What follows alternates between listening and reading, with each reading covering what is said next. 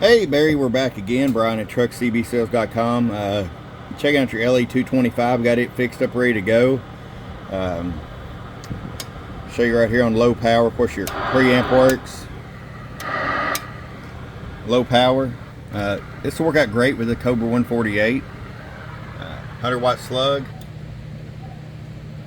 So right there we got it setting about 8 watts all the way down. Hello, hello, hello, hello, hello, hello, hello, hello, hello, hello. Swings to about 32. 250 watt slug and peak. Hello, hello, hello, hello, hello, hello. Swings about 115. Flip it on high. Check 1 2 1 2. 100 watt slug. Hello, 1 2 3.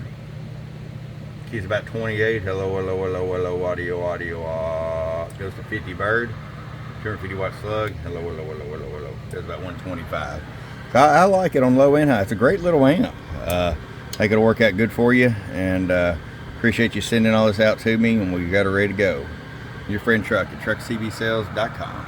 Bom, bom.